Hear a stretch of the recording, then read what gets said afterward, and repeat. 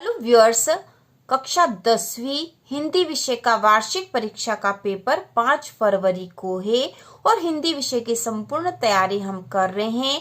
कृतिका के सारे question answer के वीडियो चैनल पर आ चुके हैं और उसके अलावा और कोई प्रश्न एग्जाम में आने की संभावना नहीं है।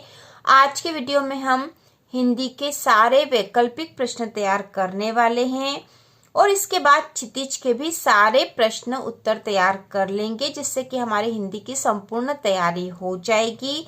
तो शुरू करते हैं। और आपको यह भी पता होना चाहिए कि आपके वार्षिक परीक्षा में एक एक नंबर के प्रश्न कुल 30 नंबर के आएंगे। ठीक है, तो यह बहुत ही महत्वपूर्ण है वैकल्पिक प्रश्न। तो पहला प्रश्न है, हिंदी के पद्य साहित्य का दूसरा काल है। हिंदी के पद्य साहित्य का दूसरा काल है। तो हिंदी के पद्य साहित्य का दूसरा काल है भक्ति काल। ठीक है, तो यहाँ पर आपको पता होना चाहिए कि हिंदी का जो पद्य साहित्य है उसे 4 कालों में बांटा जाता है, जिसमें पहला काल है वीर गाथा काल, दूसरा है भक्ति काल, तीसरा रीति काल और चौथा है आधुनिक काल। अगला प्रश्न है, आधुनिक काल का आरंभ होता है। तो आधुनिक काल का आरंभ होता है संवत 1900 से। छायावाद के आधार स्तंभ कवि नहीं है। तो इनमें से कौन से हैं जो छायावाद के आधार स्तंभ नहीं है? तो इसका उत्तर आएगा सूरदास। सूरदास जो है भक्ति काल के कवि है और छायावाद के 4 आधार स्तंभ कवि माने जाते हैं, जिसमें है जयशंकर प्रसाद, निराला और सुमित्रानंदन पंत और महादेवी वर्मा। इसके बाद है प्रयोगवाद के कवि हैं। तो इसका उत्तर आएगा अज्ञेय। ठीक है, प्रयोगवाद के कवि अज्ञेय हैं और अज्ञेय जो हैं वे प्रयोगवाद के प्रवर्तक भी माने जाते हैं या प्रयोगवाद के जनक भी हैं। नई कविता के कवि हैं। यहाँ पर ऑप्शन है निराला, सुमित्रानंदन पंत, महादेवी वर्मा और रघुवीर सहाय।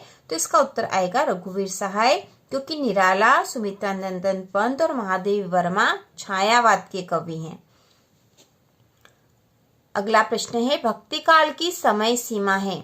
तो भक्ति काल की समय सीमा है 1375 से 1700।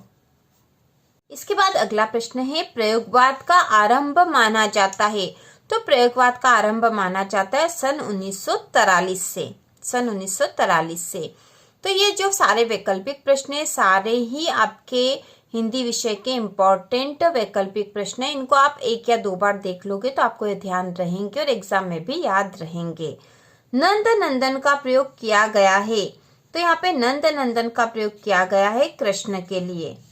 गोपियों को ज्ञान व योग की बातें लगती है। तो गोपियों को ज्ञान व योग की बातें लगती है कड़वी ककड़ी सी। इसके बाद अगला प्रश्न है, गोपियों ने श्री कृष्ण की तुलना की है। तो श्री कृष्ण की तुलना उन्होंने की है हारिल की लकड़ी से। व्याधि शब्द का अर्थ है।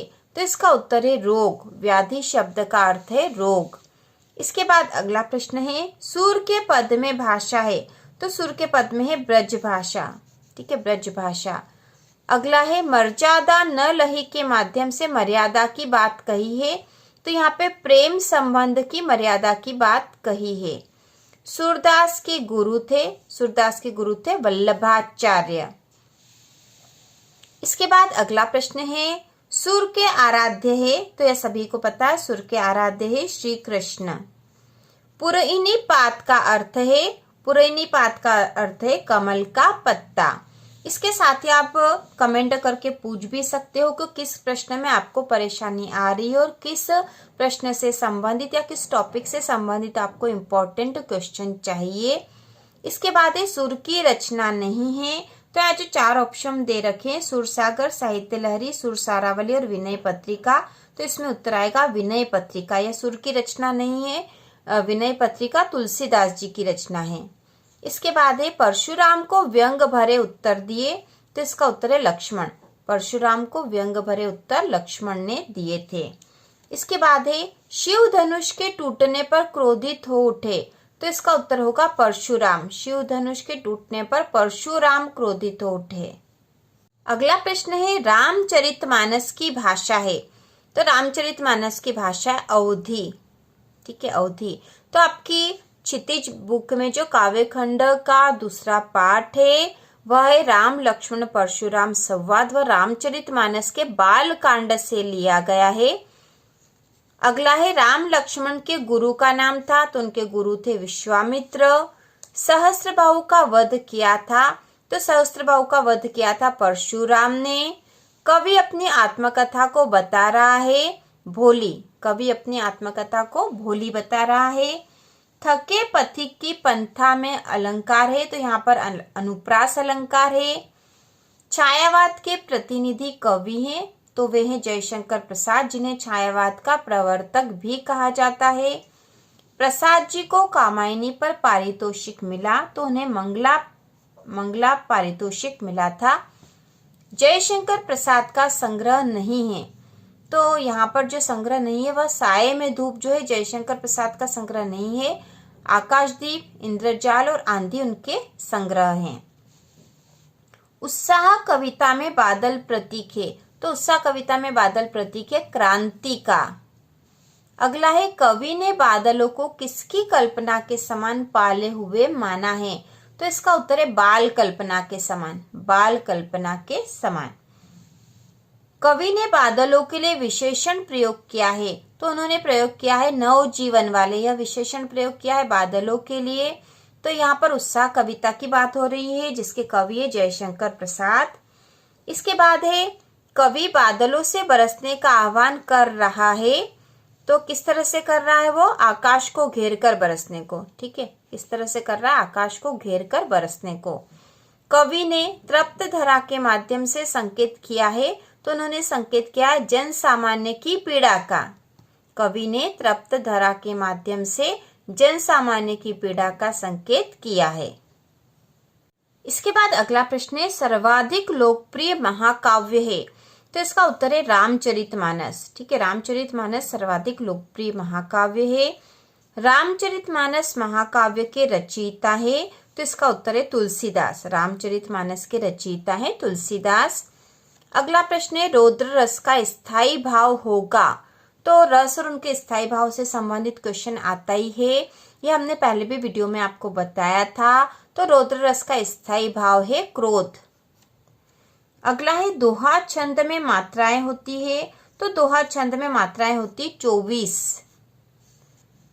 इसके बाद है चौपाई छंद प्रकार है, मात्रिक छंद का, वार्णिक छंद का, मुक्तक का या गेय छंद का, तो इसका उत्तर है मात्रिक छंद का। चौपाई मात्रिक छंद का उदाहरण है, क्योंकि चौपाई के प्रत्येक चरण में 16-16 मात्राएं होती है। श्रृंगार रस का स्थायी भाव है, तो इसका उत्तर है रति, श्रृंगार का स्थायी भाव है रति। अबलो नसानी अब न नसे हो, पंक्ति में निहित रस भाव है, तो किस प्रकार का रस भाव है, तो यहाँ शांत रस है, ठीक है, शांत रस है। अबलो नसानी अब न नसे हो। रस के अंग या अवयव माने गए हैं, तो रस के अंग माने गए हैं 4, ठीक है, रस के 4 अंग हैं, स्थायी भाव, विभाव, अनुभाव और संचारी भाव।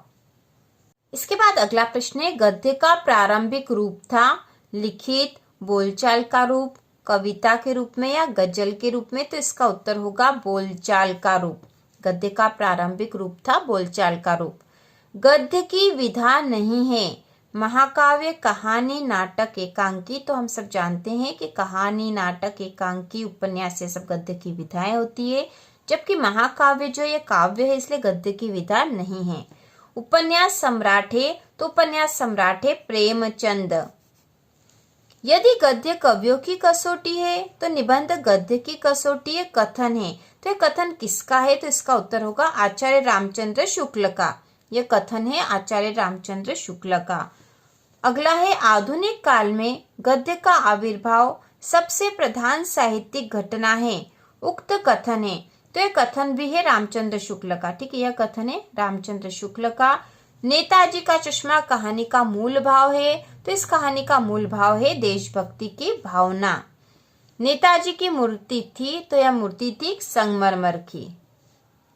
इसके बाद अगला प्रश्न है कस्बे के चौराहे पर प्रतिमा लगी थी, तो किसकी प्रतिमा लगी थी कस्बे के चौराहे पर। यह प्रश्न आपके गद्य खंड के पाठ नेताजी का चश्मा से लिया गया है और इसका उत्तर है सुभाष चंद्र बोस की। कस्बे के चौराहे पर प्रतिमा लगी थी सुभाष चंद्र बोस की। प्रतिमा बनाने वाले का नाम था, तो प्रतिमा बनाने वाले का नाम था मोतीलाल। नेताजी की मूर्ति लगवाई गई थी। किसके द्वारा लगवाई गई थी? वन विभाग द्वारा, नगर पालिका द्वारा, नगर निगम द्वारा या शिक्षा विभाग द्वारा? तो इसका उत्तर होगा नगर पालिका द्वारा। भगत जी पद गाते थे। तो भगत जी मतलब बाल गोविंद भगत कबीर के पद गाते थे। इसके बाद अगला प्रश्न है, बाल गोविंद भगत साहब मानते थे। तो किसको साहब मानते थे? वे कबीरदास को साहब मानते थे। ठीक है, कबीरदास को। और इसके ऊपर वाला जो था, बाल गोविंद भगत पाठ प्रहार करता है। किस पे प्रहार करता है? यह कुरीतियों और अंधविश्वासों पर प्रहार करता है। सच्चे साधु की पहचान होती है। तो सच्चे साधु की पहचान होती है उसके विचारों से। ठीक है, उसके विचारों से सच्चे साधु की पहचान होती है। इसके बाद है, बाल गोविंद भगत गाते समय बजाते थे। तो वे बजाते थे खंजड़ी। ठीक है, बाल गोविंद भगत गाते समय खंजड़ी बजाते थे। इसके बाद अगला है, मन्नू भंडारी के किस व्यवहार से तंग आकर प्रिंसिपल ने उनके पिता को बुलाया? तो उनका जो व्यवहार था वह था आंदोलनकारी, क्योंकि वह स्वतंत्रता संग्राम आंदोलन में भाग ले रही थी। इस कारण से प्रिंसिपल ने उनके पिताजी को बुलाया था।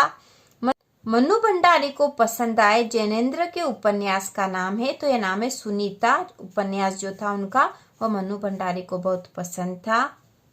इसके बाद अगला प्रश्न है, त्रिनेत्र में समास है। तो यहाँ दे रखा है द्वंद्व, तत्पुरुष, द्विगु या अवयवी भाव। तो इनमें से यहाँ पर समास है द्विगु। ठीक है, त्रिनेत्र में द्विगु समास है। चिकित्सालय का समास विग्रह होगा। तो चिकित्सालय का समास विग्रह होगा चिकित्सा के लिए आलय। चिकित्सा के लिए आलय। इसके बाद है, किस समास में दोनों प्रधान होते हैं? किस समास में यहाँ आना था? दोनों पद प्रधान होते हैं। तो इसका उत्तर आएगा द्वंद्व समास में दोनों ही पद प्रधान होते हैं। मोहन बाजार जाता है वाक्य का आज्ञावाचक वाक्य होगा।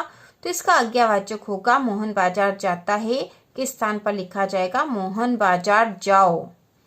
लड़कियां नाच रही होगी वाक्य है। तो यह कर्मवाच्य है। लड़कियां नाच रही होगी कर्मवाच्य है। इसके बाद है, रचना के आधार पर वाक्य के प्रकार होते हैं। तो रचना के आधार पर वाक्य के 3 प्रकार होते हैं। रचना के आधार पर 3 प्रकार होते हैं, साधारण वाक्य, मिश्र वाक्य और संयुक्त वाक्य। ईश्वर में विश्वास करने वाले को कहा जाता है। तो ईश्वर में विश्वास करने वाले को आस्तिक कहा जाता है। और यहाँ ऊपर जो हमने पढ़ा है कि रचना के आधार पर वाक्य के 3 प्रकार होते हैं, इसी प्रकार आपको यह भी पता होना चाहिए कि अर्थ के आधार पर वाक्य के 8 प्रकार होते हैं। इसके बाद है, अमर किन अनेक शब्दों का एक शब्द है? तो अमर जो है जो कभी न मरे। ठीक है, इसका आएगा जो कभी न मरे। जो दूसरों का उपकार मानता है के लिए एक शब्द है। तो जो दूसरों का उपकार मानता है उसे कहते हैं कृतज्ञ। सब कुछ जानने वाले को कहा जाता है। तो सब कुछ जानने वाले को कहा जाता है सर्वज्ञ। इसके बाद अगला प्रश्न हम देखेंगे रिक्त स्थान वाला। ये रिक्त स्थान वाले प्रश्न वैकल्पिक में भी आ सकते हैं, जोड़ी में भी आ सकते हैं या एक वाक्य वाले उत्तर में भी आ सकते हैं। तो इसमें सुर की भक्ति भाव की है। तो सुर की भक्ति साख्य भाव की, साख्य मतलब सखा भाव की है। अगला है सूरदास थे। तो सूरदास थे जन्मांध। गोपियां उद्धव को मानती है। वे उद्धव को मान रही है बड़भागी। गोपियों के लिए श्री कृष्ण हारिल की लकड़ी की तरह है। हरि है राजनीति पढ़िया। यहाँ पे जो रिक्त स्थान में आएगा राजनीति और कूटनीति में से राजनीति आएगा। सूरदास का निधन में हुआ। तो उनका निधन हुआ था पारसोली में। ठीक है, सूरदास का निधन पारसोली में हुआ। गोपियों ने मधुर संबोधन के लिए किया है। तो उन्होंने मधुर संबोधन उद्धव के लिए किया है। सूरदास जी मुख्यतः रस के कवि है। तो यहाँ आएगा वात्सल्य रस। सूरदास जी मुख्यतः वात्सल्य रस के कवि हैं। इसके साथ आपको यह भी पता होना चाहिए कि सूरदास जी जो है, सूरदास को वात्सल्य रस का सम्राट भी कहा जाता है। योग संदेश लेकर मथुरा से ब्रजधाम आए। तो ब्रजधाम आए थे उद्धव, जो कि योग का संदेश लेकर आए थे। छुअत टूट रघुपति हूँ न दोसु कथन का है। तो यह कथन लक्ष्मण का है। जो तर्क दे रहे थे कि छुअत टूट रघुपति न दोषु, मतलब छूते ही ये टूट गया, इसमें रघुपति मतलब श्री राम का कोई दोष नहीं है। यह कथन लक्ष्मण का है। परशुराम स्वभाव से क्रोधी या दयालु, तो यहाँ आएगा क्रोधी थे। परशुराम स्वभाव से क्रोधी थे। रघुकुल में देवता, ब्राह्मण, ईश्वर, भक्त और का वध नहीं किया जाता, गाय या पक्षियों, तो यहाँ उत्तर आएगा गाय। रघुकुल में देवता, ब्राह्मण, ईश्वर, भक्त और गाय का वध नहीं किया जाता। इसके बाद अगला है व्यक्ति अपनी प्रशंसा स्वयं ही करते हैं, तो यहाँ आएगा कायर। कायर व्यक्ति अपनी प्रशंसा स्वयं ही करते हैं। इसके बाद है परशुराम के गुरु थे, तो परशुराम के गुरु थे भगवान शिव। अगला प्रश्न है कवि के सरल स्वभाव के कारण ने धोखा दिया, मित्रों ने या रिश्तेदारों ने, तो यहाँ आएगा मित्रों ने। आलिंगन में आते आते जो भाग गया, तो यहाँ आएगा मुस्किया। आलिंगन में आते आते मुस्किया जो भाग गया। निराला ने बादलों से का आग्रह किया, बरसने का या नाचने का, तो यहाँ आएगा बरसने का। निराला ने बादलों को के समान सुंदर बताया, केशों के समान या आंखों के समान, तो यहाँ आएगा केशों के समान। उत्साह कविता की भाषा है, संस्कृत निष्ठ खड़ी बोली या बघेली, तो यहाँ आएगा संस्कृत निष्ठ खड़ी बोली है। निराला की अधिकांश रचनाएं छंद में मिलती है, गीतिका या मुक्तक, यहाँ आएगा मुक्तक। निराला की अधिकांश रचनाएं मुक्तक छंद में मिलती है। इसके बाद अगला रिक्त स्थान है रंगमंच पर अभिनय आदि देखकर रसानुभूति करने वाला कहलाता है, श्रव्य काव्य या दृश्य काव्य, तो क्योंकि रंगमंच पर हम देखकर अनुभूति कर रहे हैं इसलिए वो दृश्य काव्य है। इसके बाद है चौपाई छंद में मात्राएं होती है, तो चौपाई जो छंद है इसमें 16 मात्राएं होती है, तो यहाँ आएगा 16। कामायनी है खंड काव्य या महाकाव्य, तो यहाँ आएगा महाकाव्य, क्योंकि कामायनी एक महाकाव्य और इसके रचयिता है जयशंकर प्रसाद। काव्य की शोभा बढ़ाने वाले धर्म कहलाते हैं छंद या अलंकार, तो काव्य की शोभा बढ़ाने वाले धर्म अलंकार कहलाते हैं, ठीक है, अलंकार। अगला है जिसके प्रति स्थायी भाव उत्पन्न हो वह कहलाता है, तो कहलाता आलंबन। जिसके प्रति स्थायी भाव उत्पन्न हो वह आलंबन कहलाता है। श्रव्य काव्य के भेद होते हैं 3 या 2, तो यहाँ उत्तर आएगा 3। रमणीयार्थ प्रतिपादक शब्द काव्यम की परिभाषा है, तो यह परिभाषा है भरत मुनि की, ठीक है, परिभाषा भरत मुनि की। रश्मि रथी खंड काव्य की रचना है कवि दिनकर या मैथिली शरण गुप्त की, तो रश्मि रथी खंड काव्य कवि दिनकर की रचना है, रामधारी सी दिनकर की।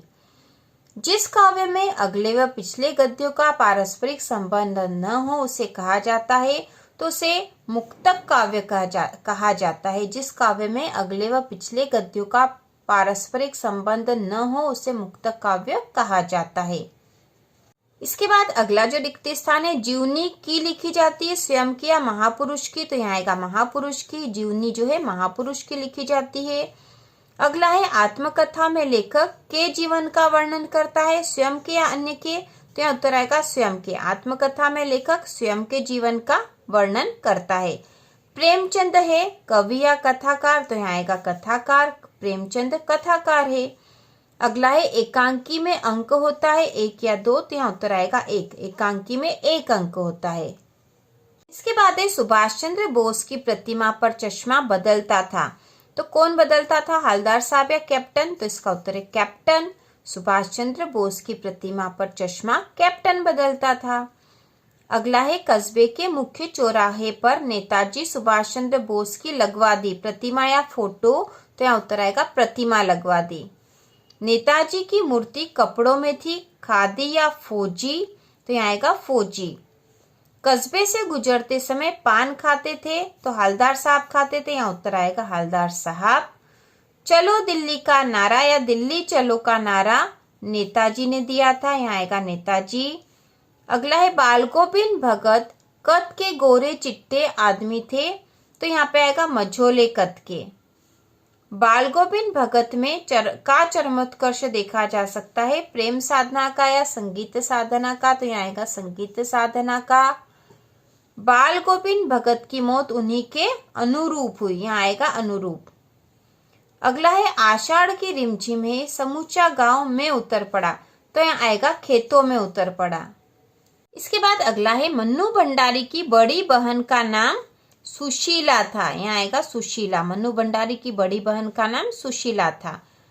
मन्नू भंडारी का प्रसिद्ध उपन्यास आपका बंटी है। महानगरी जीवन आत्मीयताहीन है, ठीक है, महानगरी जीवन आत्मीयताहीन है।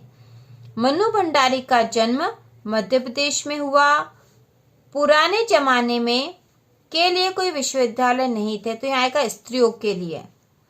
पुराने जमाने में स्त्रियों के लिए कोई विश्वविद्यालय नहीं थे। अगला है कालिदास भाषा के कवि है, तो यहाँ आएगा संस्कृत भाषा के कवि हैं। इसके बाद अगला रिक्त स्थान है पाकशाला समास का उदाहरण है, तो तत्पुरुष समास का उदाहरण है पाकशाला। यथाशक्ति में समास होता है, तो यथाशक्ति में समास जो है वह है अव्ययी भाव समास। यथाशक्ति में अव्ययी भाव समास है। वाच्य के आधार पर वाक्य के प्रकार होते हैं, तो वाच्य के आधार पर वाक्य के 3 प्रकार होते हैं। इसके बाद है मोहन अच्छा पढ़ा किंतु हार गया वाक्य है मिश्रित या संयुक्त, तो एक मिश्रित वाक्य है। मोहन अच्छा पढ़ा किंतु हार गया मिश्रित वाक्य है। अगला है रमेश क्या लिखता है वाक्य है। आज्ञावाचक है या प्रश्नवाचक है, तो प्रश्नवाचक है, ठीक है। रमेश क्या लिखता है, इसमें प्रश्नवाचक चिन्ह भी लगा है, यह प्रश्नवाचक वाक्य है। पिता की हत्या करने वाला कहा जाता है, तो यहाँ आएगा पितृहंता। इस लोक से संबंधित के लिए एक शब्द है, तो यहाँ पे आएगा ऐहिक। इस लोक से संबंधित ऐहिक। बाजार जाओ सूचक वाक्य है, विधि या आज्ञा, तो यह आज्ञा सूचक वाक्य है बाजार जाओ। महल के भीतरी भाग को कहते हैं, तो महल के भीतरी भाग को कहते हैं अंतः। सुबह के बाद का समय के लिए एक शब्द है, तो सुबह के बाद का समय कहलाएगा दोपहर। इस प्रकार से हमने हिंदी विषय के सारे वैकल्पिक और रिक्त स्थान वाले सारे प्रश्न देख लिए हैं।